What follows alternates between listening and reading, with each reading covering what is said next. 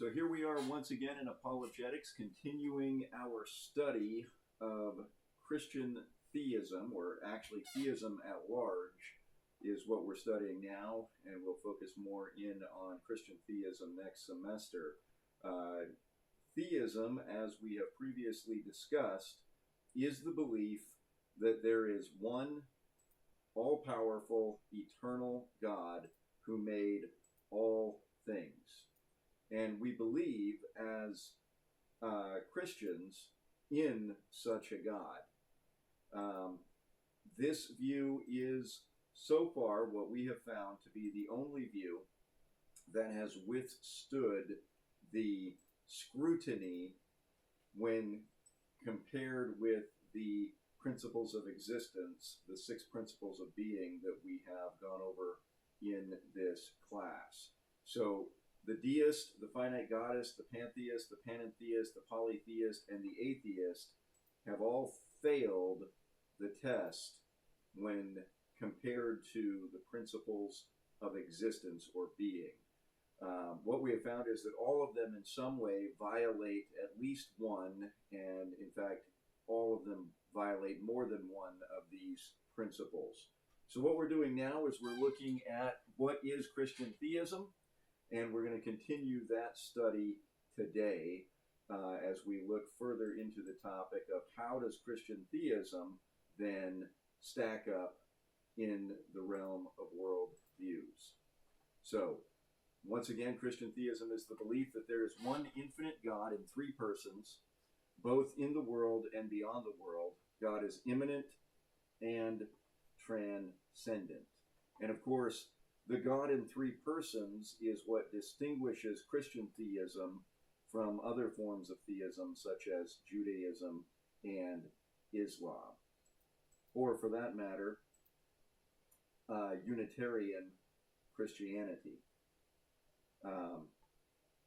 So, as we get into going back to our textbook with Norm Geisler, let me pause for a moment to give you guys a chance to ask any questions or bring up any topics from the reading you've been doing or from the work you've been doing, excuse me, after last week's class. Anybody have any questions that you've thought of in the last several days?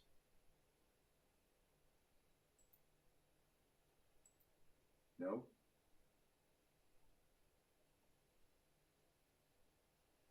Well, I can certainly see how that could be a problem. Whenever I'm reading college textbooks, I find that a lot of times if I don't write the question down, I can't remember some of the words they were using because I had to look them up. So that's the fun part about reading college textbooks, is it will expand your vocabulary. Maybe not the fun part, but certainly one of the more interesting parts. So I'm going to bring Norm Geisler's book, Christian Apologetics, back to your screen, and we're going to spend a moment looking at one of the arguments for God. And so if you are trying to follow along with your workbook at home, we're going to chapter 15, and that chapter is entitled simply Theism. Okay? All right, so last week, we once again restated the principles of reality, the first principles of being. Being is being, being is not non-being, either being or non-being. Non-being cannot produce being, and being causes being similar to itself.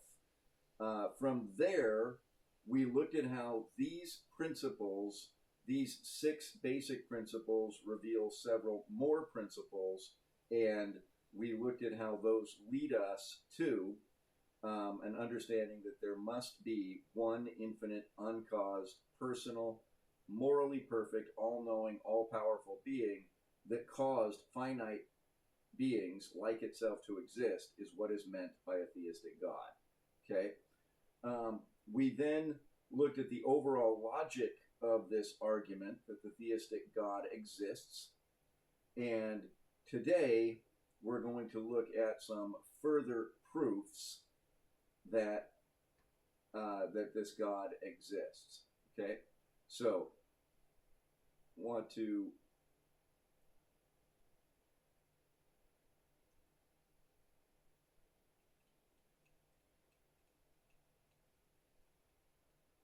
let's pick up in, there it is, further elaboration of each step in theistic proof.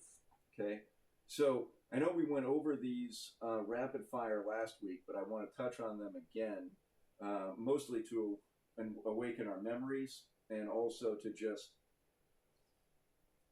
perhaps spark some questions that you had but forgot to write down, as Brother Lawrence says. Something exists. It is undeniable that something exists. No one can deny his or her own existence without affirming it. I think that in and of itself is one of the dumbest arguments in the realm of philosophy. I don't like to generally disparage other points of view by calling them dumb, but I think to have an argument over whether or not anything exists, whether or not there is such a thing as existence, is just silly. It is obvious that we exist because we can have the conversation about whether we exist, right? You could, of course, always make the argument that in modern times is the brain in a glass jar argument, where everything you see is an illusion because someone is sending electrical impulses to your brain that is actually in a jar. In ancient times, they called it the demon theory, that what if your mind has been taken over by a demon and he's simply showing you illusions and nothing you see is real. Even if all of that or any of those types of examples were real, it wouldn't change the fact that you exist. So the argument that nothing exists is really flawed from its beginning. The second thing is my non-existence is possible. Okay, that is not to say that it's possible that I don't exist, because obviously I exist, or I couldn't be having a conversation about my existence. Rather, it's the universe could exist without me. I don't need to exist for there to be existence, for the universe to exist, for creation to exist. I am not a necessary being. My existence is not necessary. Okay? My existence is not impossible. It's possible that I could exist, but my existence is not necessary. A necessary existence is that of a being that cannot not exist. The non-existence of a necessary being is impossible. If there is a necessary being, then it must exist necessarily. There is no other way a necessary being could exist than to exist necessarily, which sounds like doublespeak until you read it 3 or 4 times. But essentially, if there is a necessary being, then there's no way the necessary being cannot exist, because that's what necessary means. It is needed that the necessary being exists. This is why, in the theistic view, we say that the only necessary being is God. God needs to exist. Everything else exists because he chooses for them to exist.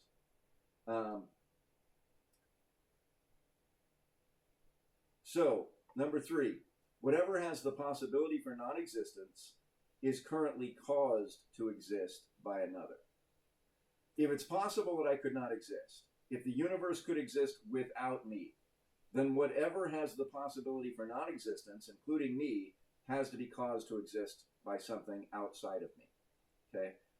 I cannot obviously cause my own existence, nor can my existence be uncaused, because I have the possibility to not exist.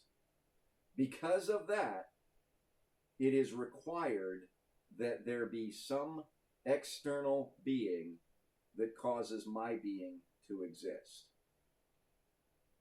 Number 4, there cannot be an infinite regress of current causes of existence. And by infinite regress, we simply mean going back in time forever in an unending succession of causes. Okay? Eventually, somewhere in the past, there has to be a first cause. Whatever exists that could possibly not exist must be caused by something. And you can't just simply say, well, the causes just go back infinitely forever. The problem with that is something had to cause the first one. And since all causality of existence is current and simultaneous, it can be readily seen why an infinite regress is impossible. A chain of causes, however short or long, where every cause is simultaneously both actual and potential with regard to its existence, is clearly impossible. You can't say the universe exists with cause, but those causes go back infinitely. At least one, if not all of the causes, would be an impossible self-caused being, for in every series where causality is occurring, at least one cause must be causing, and maybe all of them. So, if you're going to say that everything has a cause, and that the causes go back infinitely, you're going to run into a problem that something eventually had to cause itself. And a self-caused being is a contradiction. Okay? Being cannot cause non-being. So no unbeing can cause itself to become being. Nothing that does not exist can cause its own existence. So infinite regress will not solve the problem. Therefore, a first uncaused cause of my current existence exists. There is something in the beginning that caused all other being to exist. There is some being, some entity, some existence that is uncaused. And if it is uncaused, then it must be eternal. It must not have a beginning of its own. And if it is uncaused, it must have the power to create all other being, all other existence. And it is therefore infinite and omnipotent. Okay? The first cause of all else that exists must itself be uncaused. It cannot be self-caused, which is impossible, and it cannot be caused by another because it is necessary, and a necessary being cannot be caused by another. Number 6, this uncaused cause must be infinite, unchanging, all-powerful, all-knowing, and all-perfect. Okay? So, let's dive into this one a little bit, because some might argue, well, how do you get to infinite, unchanging, all-powerful, all-knowing, and all-perfect just from the fact that this is an uncaused first cause of all other being? What are the rational or logical connecting points between uncaused first cause and that first cause must be infinite, unchanging, all-powerful, all-knowing, and all-perfect? You could say that sounds like a leap, right? So let's dive into that. I want to read a few things that Geisler says and then comment on them. First of all, we have already seen that a necessary being must be necessary, pure actuality, changeless, non-spatial, non-temporal, one, simple, infinite, and uncaused. It remains here to see whether that being must be all-powerful, all-knowing, and all-perfect. Okay? So let's start with, why do we say that an uncaused cause must be infinite? We've already covered it, but let's just, everybody unmute for a second. Let's have a conversation about, why does an uncaused cause of all being have to be infinite?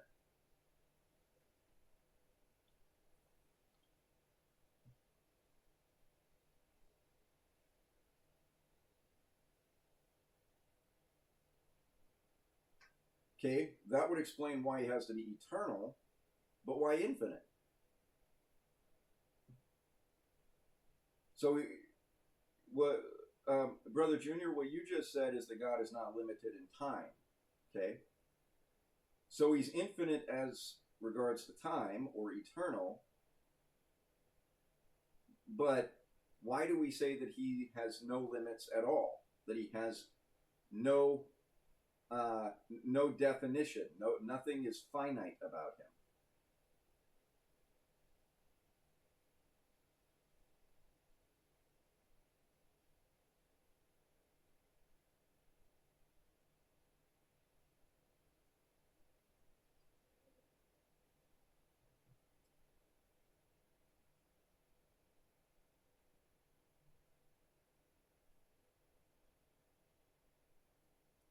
Okay, we're getting ahead to omnipotent or all powerful. But I think the answer is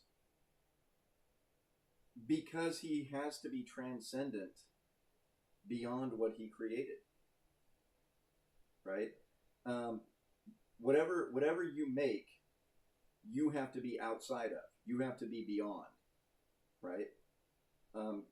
You can't make something that you are bound within. I mean, I guess you could try to make a giant cage from the inside, but you have to come from outside to make something, and God made everything, okay? Which means God is bigger than the universe, which means God is bigger than existence, just as he is older than the ages. And because of that, there are no limits, there's no finitude that can be applied to him. If you're transcendent above existence itself, all space, all time, all matter, then at least from our perspective, there is no finitude, there is no delineation of this is how far God can go, and he can go no farther. He is so big that he has no dimensions. Okay? So, what do we mean by power when we say God is all powerful? We mean what can affect a change in another. That is, what can cause something else to be or not be in some way. Okay? So, I have certain power over certain things, right? Yesterday evening, as it's getting on toward November, and we find ourselves deeper and deeper in November, almost to Thanksgiving, it's getting colder in the Pacific Northwest. It's sunny during the day sometimes, but even when it's raining, it's not terribly cold during the day compared to places where it's already 5 to 7 inches of snow. But it gets a little freezing right now in the evenings, overnight. So last night I built a fire. I did not cause anything to exist or cease to exist, but I was able to change wood into smoke by creating fire and allowing the fire to convert matter into energy, right? And thereby heat was created. That is power. That's what we mean by power. The ability to cause change in some way. Okay? This is precisely what the uncaused cause is, namely that which is causing the very being of all else that exists.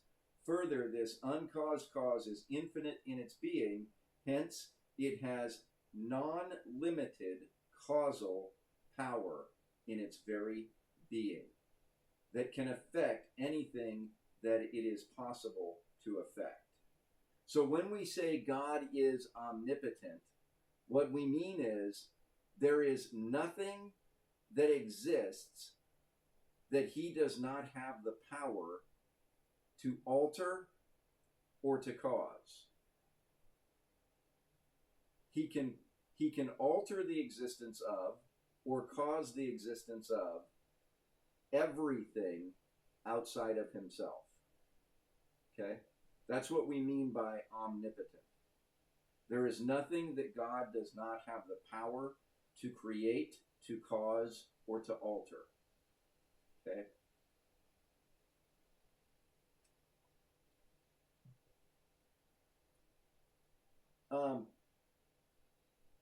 So, all powerful.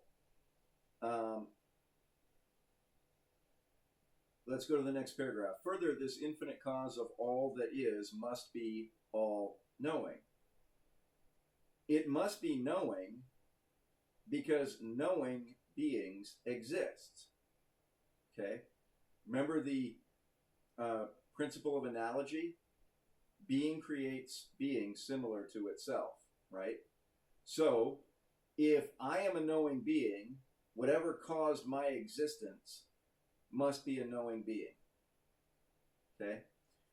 I am a knowing being and I know it and can't deny it without affirming it in the very denial. I cannot meaningfully deny that I can know without engaging in an act of knowledge.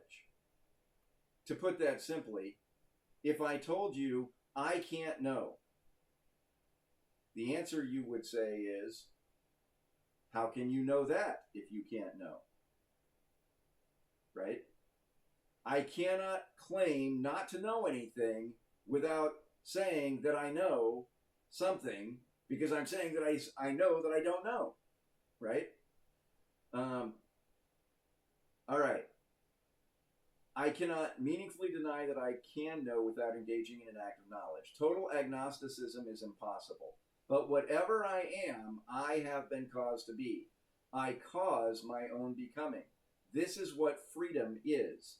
But only the necessary being is the cause of my being. Hence, the actual ability to know, which I possess, is caused to be by the cause of all finite beings. But a cause can communicate to its effect only what it has to communicate. If the effect actually possesses some characteristic, then this characteristic is properly attributed to its cause. The cause cannot give what it does not have to give. If my mind or ability to know is received, then there must be mind or knower who gave it to me. The intellectual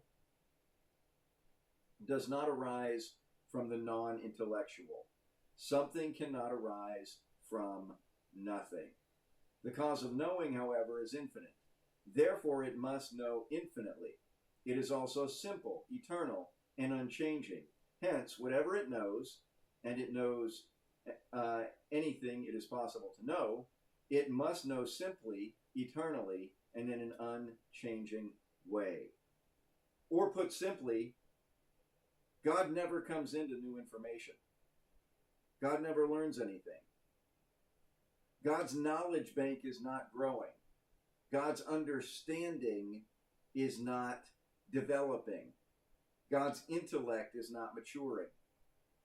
God has always known what God knows. And what God knows is all that is knowable, all that exists.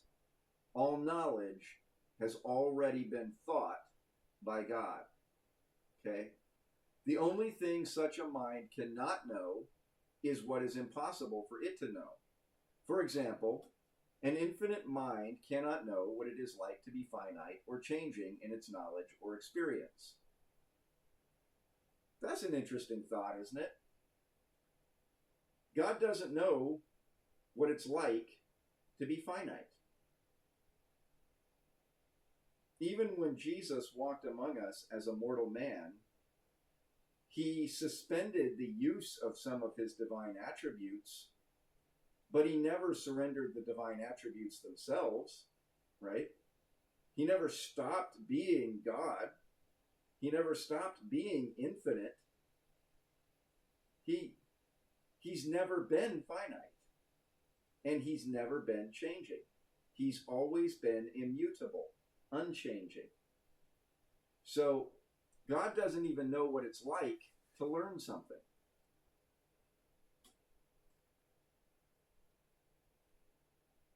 Since there is no, yes?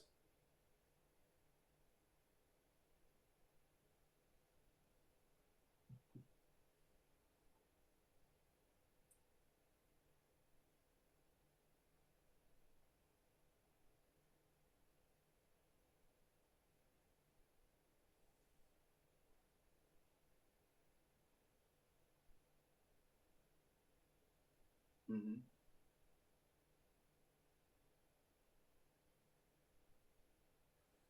It's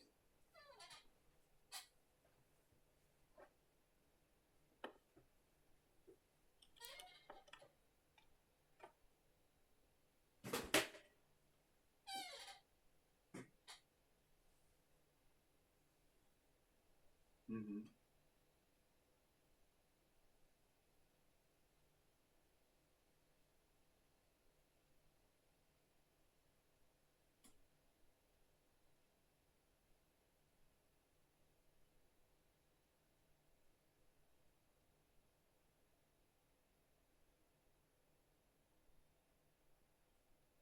I don't think so. I don't.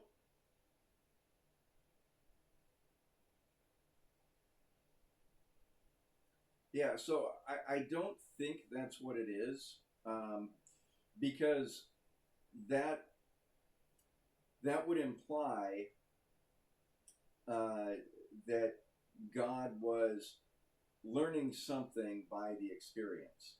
Um, but God already experienced it because he's omnipresent through time. So for God, every moment exists simultaneously. Okay? So there's never been a moment when God was not already conscious of that moment with Abraham. So I think there are times in the scripture when God, either directly speaking to man or speaking through inspired authors, tells us things about himself where he speaks anthropomorphically. He is speaking as if he were like us, as if he were a man. And another example of that is when he said to Noah that he repented of the thing that he was going to do to Nineveh. Well, in a literal sense, God can't repent because that would imply that God changed his mind. When in fact, all God did is change his sentence upon the people of Nineveh based on the change in their circumstance that they had repented, right? I don't think God was literally now in possession of knowledge with Abraham or about Abraham he didn't already have, because he already knew how this circumstance was going to play out from eternity past. Rather, I think what God is saying to Abraham is, now you have been tested in time and have proven that your character is such that you would not withhold even your son Isaac from me. If God were a man, then he would now know something that he didn't know before. And I think sometimes the Bible speaks to us in terms we can understand about God by speaking to us as if he were somewhat like us.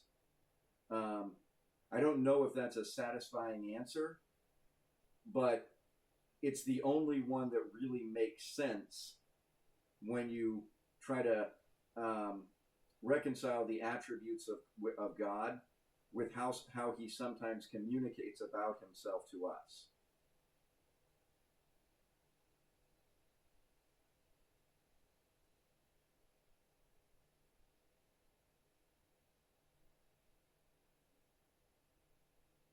Mm-hmm.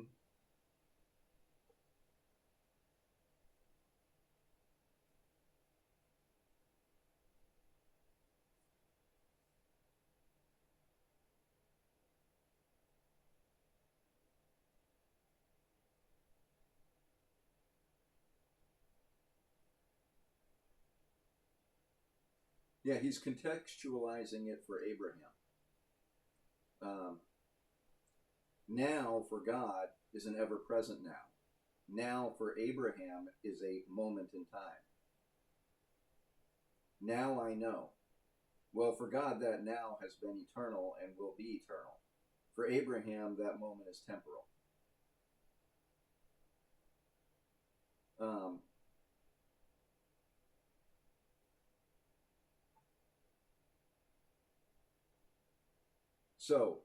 But since what it causes has both potentiality and actuality, the infinite cause is like the effect in its actuality, but not like the effect in its finitude. Okay? So, there are ways that I am like God, right? I am made in the image of God, after the likeness of God. There are attributes of God that are communicable, that are shared with me. But there are ways that I cannot be like God, right? God cannot be like me because he cannot be finite. That's one way that God cannot be exactly like me. God cannot be like me because God cannot be temporal. God cannot stop being eternal. Okay? Therefore, whatever implies limitations in the world cannot be attributed to the cause of the world. Likewise, since the cause is pure actuality, God has no potential. God is what God is. Okay? God is what God will be. He has no potentiality. He has only actuality. Whatever potentials God causes, because he is pure actuality, in other things must not be attributed. Whatever potentials it causes in other things must not be attributed to the cause, which has no potentialities in its being. Okay? So, just because I have potential, right? I can grow. I can change. I can learn. I have the potential to do terribly bad things. Unlike any of you, I am more than a theoretical sinner. I actually do sin, have done terrible things. I know that you guys can't relate to that, but I have the potential for evil. But my ultimate cause, God, does not have the potential for evil. Okay? I have the potential to fail. God does not have the potential to fail. I have the potential to get better. God does not have the potential to get better. My potentialities are given to me by my cause, but potentialities do not come from God. Or excuse me, they come from God, but God doesn't have them. Okay? An efficient cause is like the effect only in the actuality it communicates to it. For example, hot eggs are like the hot water in which they boil, but the hardness in the eggs caused by boiling is not in the water that causes it. The water is mobile or soft. Okay? Heat communicates heat, but the hot water does not communicate hardness to the egg. Hot water melts other things, e.g. wax. The hardness or softness is due not to the actuality communicated by the cause, but to the condition or potentiality of the effect to receive causal efficacy. So, if you fry an egg in a cast iron skillet, both the skillet and the egg are hard by the time the process is complete, right? But if you boil an egg in water, only the egg is hard when the process is complete. What's being transferred is heat. What's being produced in the egg is hardness. The efficient cause, the skillet or the water, does not have to have the hardness. It just has to communicate the heat. So not every potentiality in man has to be present in God, because God has no potentiality. Likewise, not everything in the creature's knowledge can be attributed to the Creator. Some things are due to the finite and limiting potentials in which the causal powers received. It is for this reason that ignorance and other imperfections found in our knowledge cannot be attributed to the cause of the world. Okay? Think about this with me for just a moment. Ignorance and other imperfections found in our knowledge cannot be attributed to the cause of the world. Only the actual perfections communicated to the effect by its cause can be properly attributed to the cause. A human knows finitely and imperfectly, but the cause of all knowledge knows infinitely and perfectly. Okay? So, when we say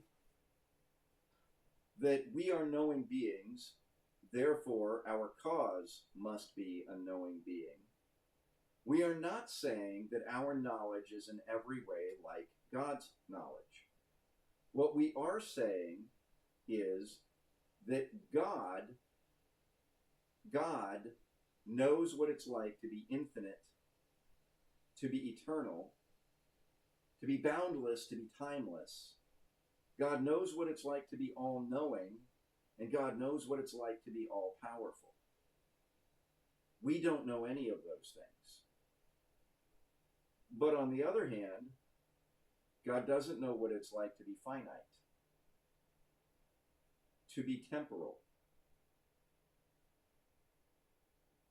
to have limited knowledge.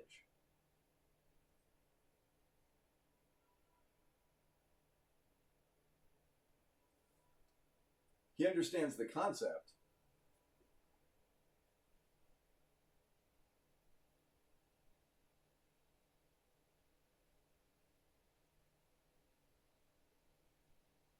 That's exactly right. He understands the concept of finite knowledge, but he's never experienced finite knowledge. Okay? Let's go down to the last one. Finally, God is goodness, but we merely have goodness. Notice that distinction. God is goodness, but we merely have goodness. The cause of knowing must be all-knowing. The cause of goodness must be all good. Let us define good as that which is desired for its own sake. Okay? It is undeniable that some things are desired for their own sake. Persons are an end and not a means. They have intrinsic value and not merely extrinsic value. But what if an end with intrinsic value is desired for its own sake? There are two arguments that we can offer in support of this contention. First, persons do not want to be desired for their own sake. That's harsh, right?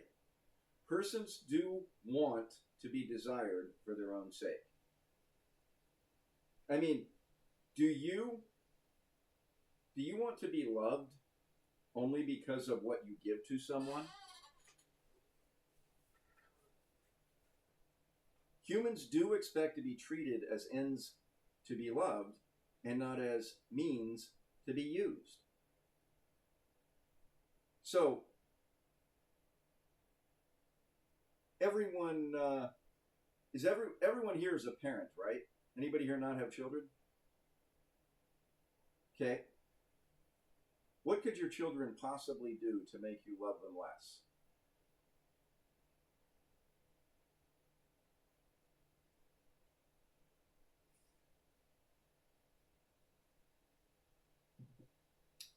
What could you possibly expect from a child that would make you love them more? Do we only love our children because we might need them to support us when we're old? Do we only love our wives because sometimes they will make us food? As I was leaving for the chapel this morning, my wife handed me a lunch bag. It has lasagna and an apple and a couple things like that in it. It even has a pastry for breakfast after class. I'm not an early breakfast eater, but after this class, I usually will eat something. But I don't love my wife because she does acts of kindness, right? She is not merely a means to an end. No one wants to be that. What's interesting, though, is on the other hand, everyone wants to be useful, right? No one wants to feel used, but everyone wants to be useful. The proof of this is not how humans act toward others or even the way they say people ought to act toward one another.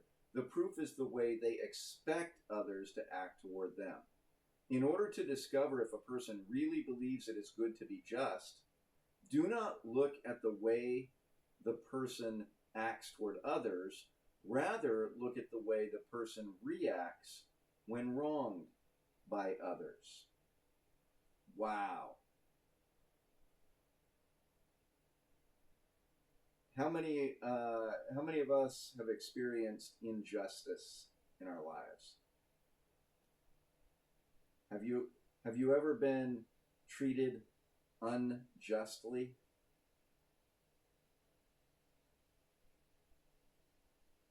It hurts. It's infuriating. It causes us to become defensive. It causes our fight or flight response to be triggered. We don't like it. And there is something in us that naturally wants to demand justice. The quickest way to convince an antinomian student that the student really believes in the principles of fairness is for one to give him or her an F on a brilliant term paper simply because one does not like the color of the folder in which it was enclosed. Right? The most effective way to find out if a person believes it is wrong to break promises is to break a promise made to that person. They can claim, as an antinomian, that they don't believe in right or wrong, but they're lying to themselves. They're deluded. Everyone believes in right or wrong. All you have to do is do something wrong to them, and they will prove that they believe in right and wrong. Now, if there is such a thing as good, or that which is desired for its own sake, then it must be caused by the Creator of all goodness. We are only the cause of the becoming of good acts via our free choice.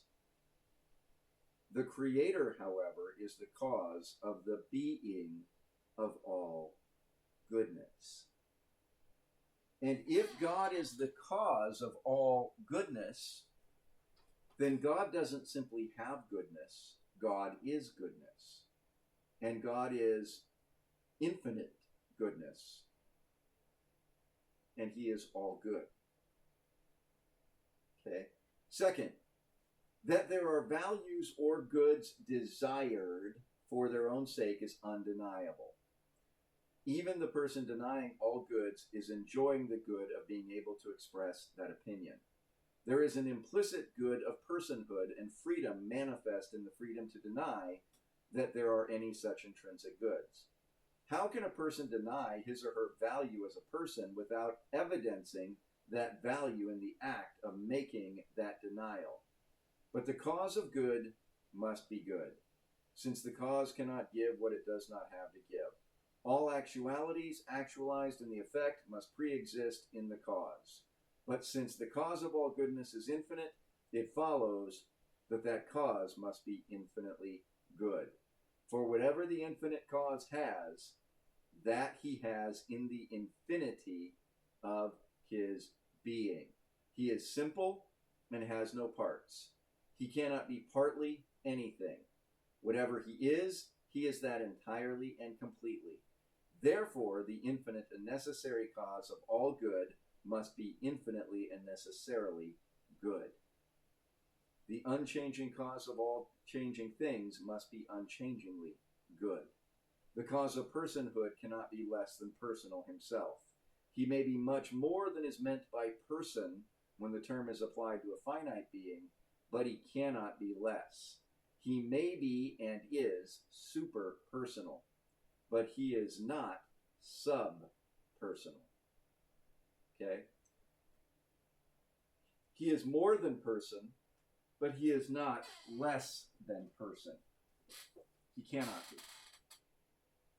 So, any questions about the infinite goodness of God?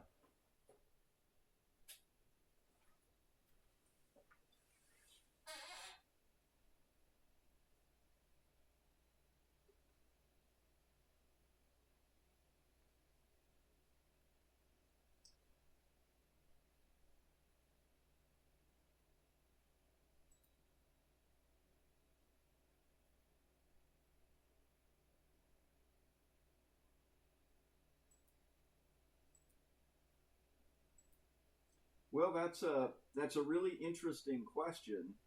I think that I would probably move the question to there are different things that seem good to me than seem good to you. For example, if we're talking about preferences on food, I might say I like crunchy tacos. Brother Lauren might say I prefer soft tacos. Um, Matthew might say I like any taco. Um, there are things that could be relatively good in terms of preference, but moral goodness, it's really easy to disprove someone saying that just because you believe something is morally good doesn't make it morally good. Again, if you ask them, is it good to punch someone in the nose? And they say, well, to some people it might be good, to other people it might not. And then you punch them in the nose. At that point, they're going to argue that it's intrinsically bad to punch them in the nose, right? Because they know that it's intrinsically bad to punch someone in the nose. Okay? So that would be my response. I would say everyone likes to talk about moral relevancy and relative goodness until they're the one getting punched in the mouth. Right? All right, which brings us to the seventh principle that we can conclude about the first cause. And that is, this infinitely perfect being is appropriately called God. By God, we mean what is worthy of worship. That is, what has ultimate worthship. Or in other words, God is the ultimate who is deserving of an ultimate commitment. God is that which has ultimate intrinsic value. What can be desired for his own sake as a person. Anything less, get this, anything less than what is ultimately and intrinsically worthy of our admiration and submission is not really God, but a false God. An ultimate commitment to what is less than ultimate is idolatry.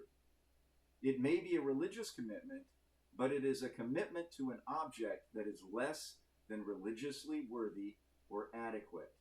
Now, if the foregoing arguments are sound, we have good reason to believe that an ultimate value worthy of our worship and our ultimate commitment does indeed exist. For what is infinitely good and personal, and is the ground and creator of all finite goods and persons, is certainly worthy of worship. Nothing has more intrinsic value than the ultimate ground and source of all value. Hence, nothing is more worthy of worship than the infinitely perfect, uncaused cause of all else that exists. Therefore, it is appropriate to call this infinitely perfect cause God. Any thoughts about that?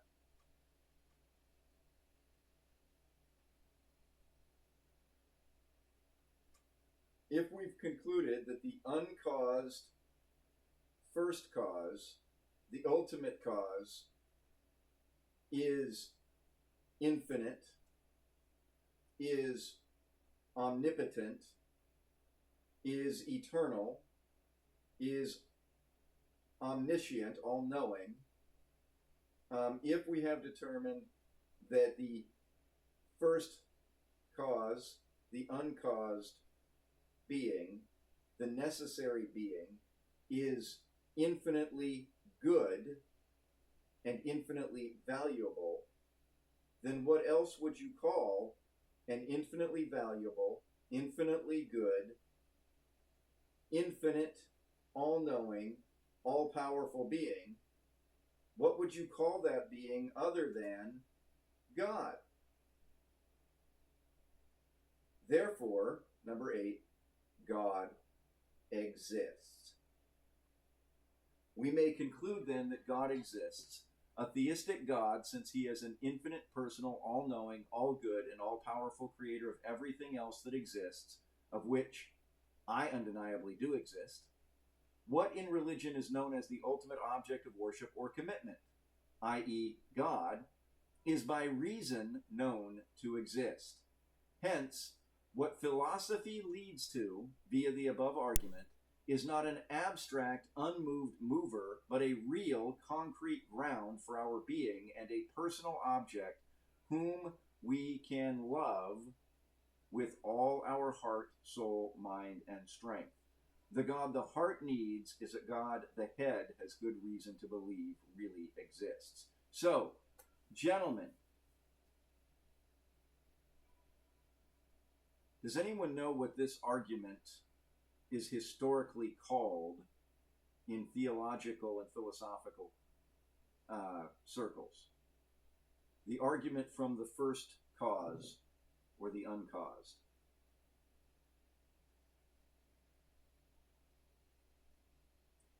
It's referred to as the cosmological argument for God. I think it would be more accurate to call it the cosmogonal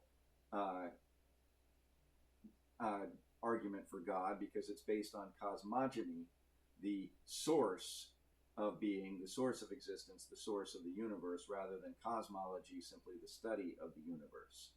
But the cosmological argument for God is what this is called. Because there must be a first cause, and because it is the first cause, it must be uncaused, and because it is the uncaused first cause, it must be eternal, and because it is the uncaused first cause of all that exists, it must be infinite, etc. This is called the cosmological argument for God.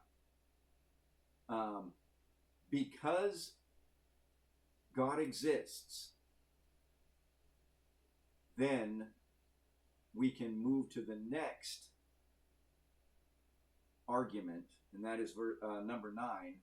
This God who exists is identical to the God described in the Christian scriptures. This God who exists is identical to the God described in the Christian scriptures. The God described in the Bible is said to be eternal. Look at Colossians 1, 16 through 17, and Hebrews chapter 1, verse 2. He is changeless, Malachi 3, 6, Hebrews 6, 18.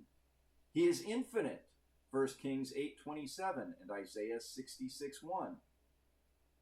The God described in the Bible is all-loving, John 3:16, 1 John 4:16.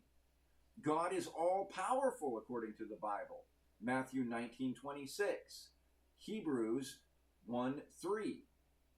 But there cannot be two infinitely perfect, changeless, eternal beings. First, there can be only one infinite and necessary being, as was shown above. Second, there could not be two beings who have all possible perfections attributable to them. In order for them to be two beings, one would have to differ from the other. Where there is no difference in being, there is only one being. But there can be no difference unless one being has something the other does not. But if there is something that an infinite being can have, but one lacks, then the one lacking, it is not absolutely perfect. Hence, there is only one absolutely perfect being. So if there cannot be two such beings, then the God described in the Bible is identical to the God concluded from the argument above. So, we concluded that the uncaused first cause is infinite, all-knowing, all-powerful, eternal, and all good and all valuable, and is therefore worthy of worship and should be called God. Therefore, God exists. We have shown that the God described in the Bible is identical to this uncaused first cause, God. Therefore, the God of the Bible is the uncaused first cause that exists. Which brings us then to number 10. Therefore, the God described in the Bible exists. If there is only one God, and the God described in the Bible is identical in characteristics to that God, then it follows logically that the God described in the Bible exists. There cannot be two infinitely perfect beings. There cannot be two such ultimates or absolutes, and so forth. Hence, the God portrayed in Scripture does indeed exist. This does not mean that everything the Bible claims that this God said or did, or this does not mean that everything the Bible claims that this God said or did, he actually said or did. Now, I want to be clear. Norm Geisler is not saying the Bible is not true. What he's saying is, we haven't proven the Bible true yet. Okay? We haven't proven everything in the Bible true yet. We're going to do that next semester. What he's saying is, what we have proven so far is that the God described in the Bible is the one true God that exists. Okay? We'll get to proving the Bible later. What we may conclude here are two things. First, the God described in the Bible does exist. Second, whatever the Bible claims for this God that is not inconsistent with his nature, it is possible that he did indeed do or say. Okay? So, if this God, who is infinite, who is eternal, who is the first cause that is uncaused, if God, who is all-powerful, all-knowing, all-good, and all-valuable, if the Bible says he did something that is consistent with that, then it is possible that he did indeed do or say what the Bible says. Therefore, all non-theistic views of God are false. That is, no non-theistic God exists.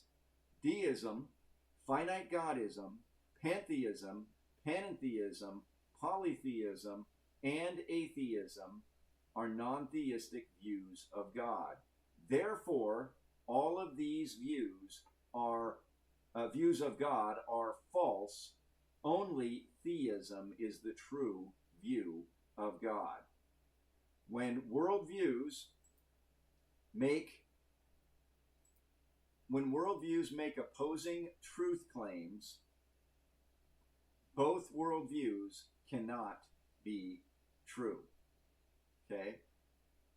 So these non-theistic worldviews all make truth claims that are opposed to the truth claim of theism, that there is one infinite, all-knowing, all-powerful, eternal, all-good, all-valuable God. Every one of these other worldviews claims something else. Therefore, those worldviews cannot be true, since we have now demonstrated that the theistic God is true. Therefore, all non-theistic views of God are false. That is, no non-theistic God exists. Deism, finite Godism, pantheism, panentheism, polytheism, and atheism are non-theistic views of God. Therefore, all these views of God are false. Only theism is the true view of God. That is, only a theistic God exists. Okay? So, we're coming up on the 8:09 a.m., so we have about 11 minutes left in class. So before I move on to an evaluation of theism, let's open mics and take questions or comments, because I know that we just drank from a fire hose for over an hour with a lot of information coming at you hard and fast. So slow down, take a breath. Do you have questions or thoughts you'd like to share?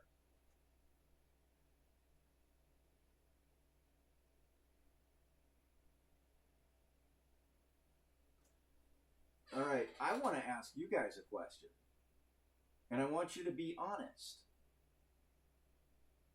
Did you see any logical flaws in these arguments?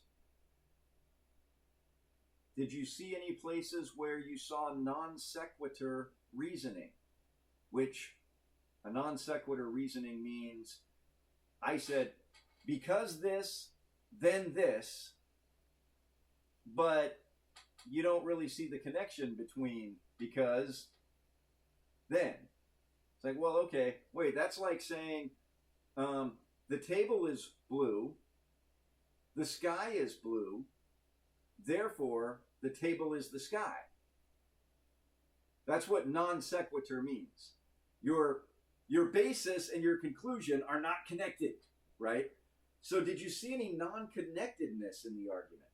Did you see any issues where you thought the connectedness was weak?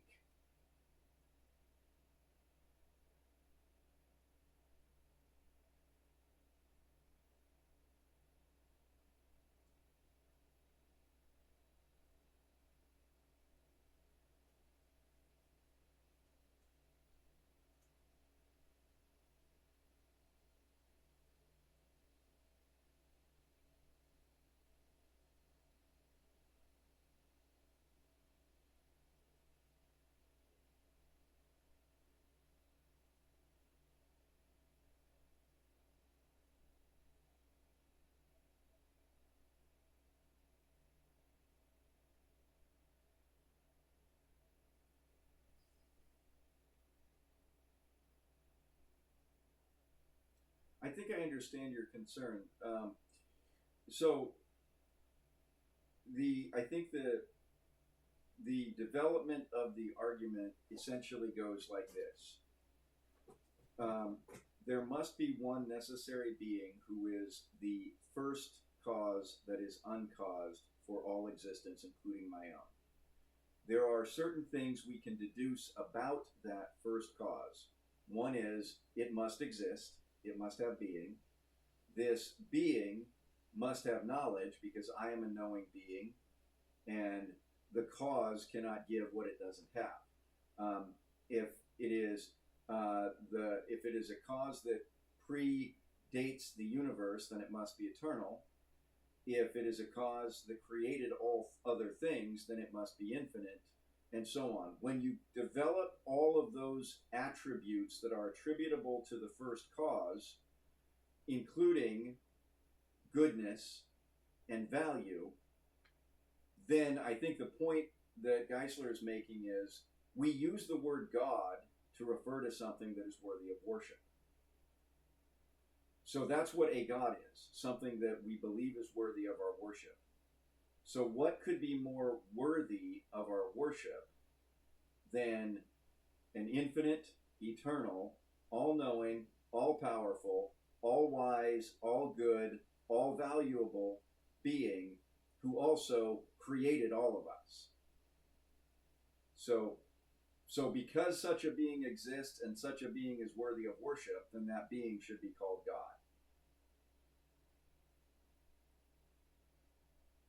I don't know if that really answers your question, but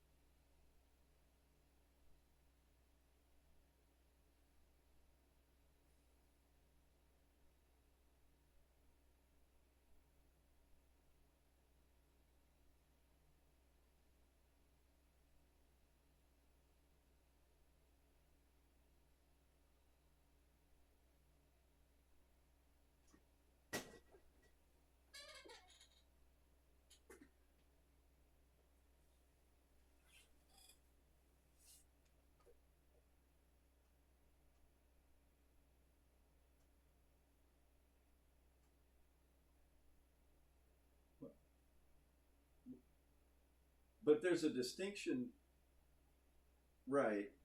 But there's a distinction between accepting the existence of God philosophically and accepting God personally in the sense of a religious experience of God, right? What we are responding to are arguments for worldviews that are not based on God. And those are philosophical, logical arguments, or in some cases, illogical arguments. But we are responding to them philosophically and logically. In other words, we're stepping outside of using the Bible and saying, we're going to use the Bible to prove God to people who don't believe the Bible. And we're saying, but just by logic and reason, you can figure out that a God exists that is exactly the same God described in the Bible. And so I understand that simply acknowledging the existence of God is not going to get someone saved, right? But it definitely moves an atheist a lot closer. It definitely moves a polytheist closer, right? And the other thing, too, is you have to remember, these are academic arguments. And academic arguments don't save people, right? However, people who have been taught only idiots believe in God, the Bible is a fairy tale, and you're stupid if you believe it, right? You're ignorant, unlearned, and gullible if you believe the Bible. When you share these credible, logical, one might even say scientific arguments, it causes them to say, oh, well, maybe not all theists are stupid.